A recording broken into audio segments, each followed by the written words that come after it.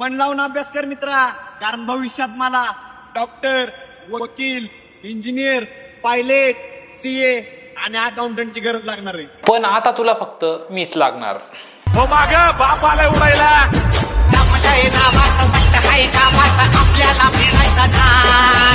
तर नमस्कार मित्रांनो, स्वागत आहे तुमचं पुन्हा एकदा आपल्या नवीन व्हिडिओमध्ये. फायनली आपल्याला आठवलेलं की आपलं एक चॅनल आहे आणि स्वागत आहे तुमचं त्याच चॅनलवर परत एकदा.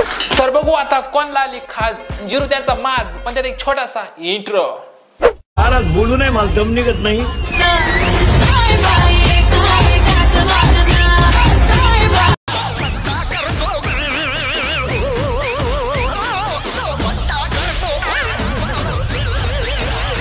तर हा आहे प्रतीक शिंदे. मला याला काही नाही म्हणायचं, मला या भाऊचळे लोकांबद्दल बोलायचं. काही गरज आहे की एवढं अंधार कोंधार जायचं की चुकाट्याचं. त्याच्यात अंधारात बोलवलं याला.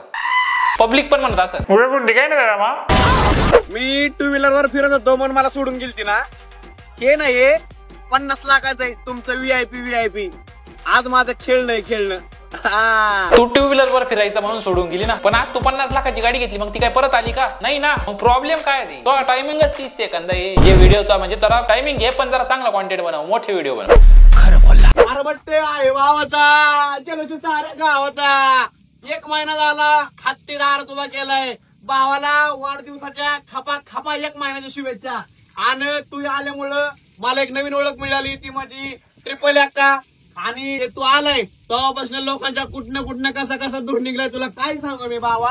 आजच बरं देतो तुला वाढदिवसाच्या हार्दिक शुभेच्छा. 1 महिन्यात लोकांचा एवढा जाळ काढलाय, तर अजून विचार कर, आपण दोघं सोबत राहून लोकांच्या कुठनं जाळ निघन भावा. Happy birthday. हाय का चांगला कॉन्टेंट. ते आता लग्नाचे first month anniversary, second month anniversary, ते काही कमी होतं का? आता तुमच्या गाड्यांची बी बर्थडे पाहिजे आणि त्या गाडीला नाही आंघोळीची गरज. बोलतोय बी कोण? ज्यांनी स्वतःच्या जीव काहीच नाही केलं, त्यांच्या बापानी आजा पंजानी त्यांना व्यवसायाचा गाडा असा मस्त सजवून दिला, आणि तुम्ही तोच गाडा फक्त ढकलताय. तुम्ही काहीच नाही केलंय, तुम्ही फक्त ते सांभाळताय. स्वतःच्या जीव करणं आणि आलेलं सांभाळणं ह्यात लय फरक असतो.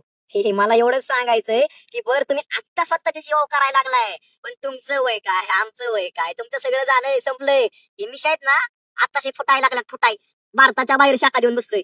भारताच्या बाहेर सोपी गोष्ट नाही. त्यामुळे तुम्ही आम्हाला तर तसलं शिकवूच नका, हे आणि ते आणि असं तसं. ना आम्ही आमच्या जीवावर आहे. आमच्या खानदानाचं काहीच काढलं नाही. खानदानाचं काढलं तुम्हाला स्वासायचं बी नाही. तुम्ही एक हित तर दुसरा तिथं काय. अरे खानदानी इकडं असं असतं. खानदानी दादा ही दिसत असेल, ही स्वतःचे जीव, ही लय मोठी गोष्ट आहे. ही आजा पंजाची वारसा 45 संपत्ती वापरणारे आम्ही नाही. ते तुम्हाला मुबारक. आणि तुम्ही फक्त ते गाडा टाकल्याच्याच कामात आहेत. आम्ही बघितलं तुम्ही प्रयत्न केले काय गोष्टी करायचे, पण तुमचे प्रयत्न मातीत गेले, काहीच नाही झालं. नाही, हा हसतोय का रडतोय तेच कळलं मला. नाही, तो आनंद समजू शकतो मी, तो बोलणं पण बरोबर आहे. पण आता काहींच्या पिढ्या राहते बिकट, त्यांनी नाही कमवलं राहत भाऊ. म्हणजे मी पण काय अंबानीच्या घरातला नाही, पण आता ज्यांच्या आज्या पंजांच्या प्रॉपर्टी नाही त्यांना स्वतःच कमावं लागत ना. तू आता एवढं कमवलं, उद्या तुला झालेत पोरं बाळ चुकून, म्हणजे पोरं बाळ झाल्यानंतर ते काय झालं हॉस्पिटलमध्ये कंपाऊंडरला जॉबला नाही लागणार ना. तो याच्या उड्या हाणतीनच ना थोडंफार, तो बिझनेसचा गाडा ढकलतीनच ना. त्यामुळे अशा बावलट गप्पा नको हाणायला, असं माझं मत आहे. ट्रिपल अक्का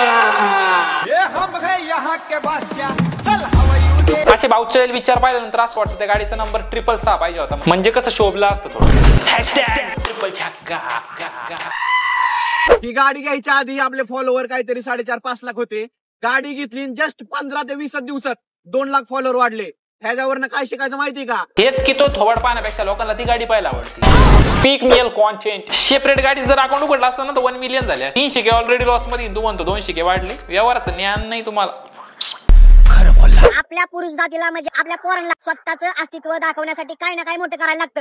2 लाख फॉलोवर 15 ते 20 दिवसात आजपर्यंत माझ्या ना कधी वाढले होते. म्हणजे 50 लाखाचा हत्या आणला, डायरेक्ट 7 लाख पूर्ण झाले.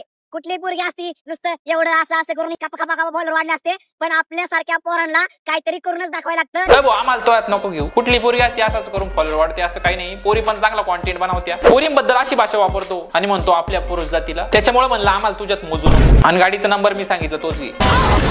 कसा दिसतोय गाणं कुठलं लावणार? हम काले है तो क्या हुआ दिलवाले. ए बाबा, ट्रेंडिंग बिंडिंग आपण त्या प्रेम प्रकरणात, खच्ची प्रकरणात सुटवत नाही. आपल्याला शोभेल असं लावू भाई. ठीक आहे भाऊ. तू का? हा या बस बोकंडे आमच्या. छोटा भीम, छोटा भीम, छोटा भीम, छोटा भीम, भीम भीम भीम, छोटा भीम, छोटा भीम. याला वाटतंय इंडिया फर्स्ट फॉर्च्युनर ती हीच आहे. गाडी आल्यापासून 5-50 रील्स या गाडीवर. असं वाटतंय शोरूमचं पेज आहे काय. आता आपण काय बोलणार, याचे मित्रच सांगते हा कसा आहे. चांगली एड बघितली ती, पण ह्याच्यासारखं एड जावं कधी बघितलं. खूप मूर्खपणा. अरे ती गाडी लक्ष्मी, तिची किंमत कर जरा, जाशील हवेत लवकरच. ज्या लक्ष्मीवर उभा आहे ना ती तुझा घात नक्कीच करणार. काळ्यालय माझी तुला, असं लोक कमेंट मध्ये म्हणून राहिले. आपण कायला काय म्हणायचं कोणाला. भावना फक्त आपले शब्द त्यांचे. व्हिडिओ काढायचा नव्हता, पण ह्याच्यावर आठवलं. म्हणजे एका वडापाव मध्ये आम्ही 4-4 जण जगलोय. नव्हता काढायचं तर मग राहून द्यायचं ना. एवढा काय नवत चालला होता का. उद्या तुला हाकता काय आठवलं लगेच काय व्हिडिओ बनवणार आहे का. मित्रांनो मला व्हिडिओ बनवायचा नव्हतं, पण माझा गोबोन मला माझा कॉन्टेंट आठवला.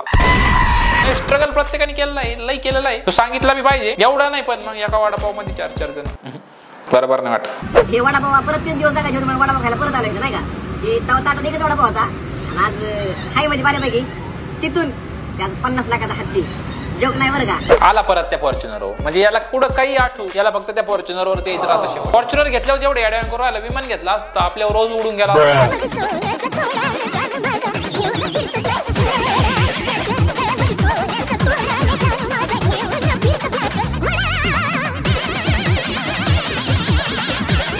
कसा आहे घोडा आणि घोड्याचा मालक, हे या व्हिडिओचं कॅप्शन आहे. नाही काळा घोडा तर भारीच आहे आणि गाडी पण छान आहे. एक काळ होता, ती मला म्हणली होती तुझी माझ्यासोबत राहायची लायकी नाही. आज माझ्या गाडीची टाकी फुल व्हायला किती डिझेल लागतं दाखवतो. तू एका नाल्याच्या राड्यात समुद्र गमावलाय. मला नाही वाटत तिने पैशावरून तुला लायकी ठरवली असेल. कदाचित तो भाव चढेलपणामुळे पण ती तुला सोडून गेली असू शकते, किंवा तो जुने व्हिडिओ पाहून पण गेली असेल. Sir yes coming. आता 10,000चं डिझेल टाकलं किंवा तुला दाढी मिशा आल्या म्हणजे लायकी बदलली असं नाही ना. कॉन्टेंट बदल, चेहरा बदल. जय हिंद. माझ्याबद्दल ह्याला त्याला सांगताना जरा विचार करून सांग, कारण जेवढाचा तू टॉप घालत नाही ना तेवढ्याची तुला एक कॅडबरी चारली. आता कसं लायकीच्या बाहेर. आता कसं वाटत. तू पण असा भाव चढेलपणा करताना एक गोष्ट लक्षात ठेव, जसा तुझा कॉन्टेंट आहे ना त्या मनात लाईक फॉलो जरा जास्तच. लायकीच्या बाहेर. आता कसं वय नसताना स्व केलेलं कष्ट भावा जवानीमध्ये हे असं फळ देऊन जातं. आणि आजकाल इंस्टाग्राम उघडलं का फीड मध्ये असं बुनकीचं केळ येऊन जातं. गुलाबी साडीचं नाच सोडा, आमच्या प्रत्येक दादाने आणलाय काळा घोडा. चंगळ्याला याच्या बरोबर पाहून मला चंगळ्याचा कॉन्टेंट आवडायला लागला. अरे आता मार्केट हलतंय फक्त नावानी, कारण इतिहास रचलाय तुमच्या ह्या भावानी. 24च्या वयात फॉर्च्युनर म्हणजे काय खेळ वाटला काय. अरे इतिहासच झाला. कधी प्रतीक शिंदे नावाचं पुस्तक हातात घेतलं ना त्यात गोल्डन अक्षरात लिहिलेलं असेल.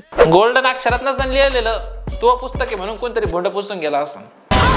मी फॉर्च्युनर घेतली, आमच्या उपकार केले.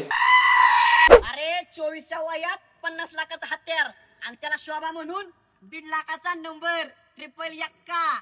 विषय लायकीचा होता ना, दाखवावी लागली.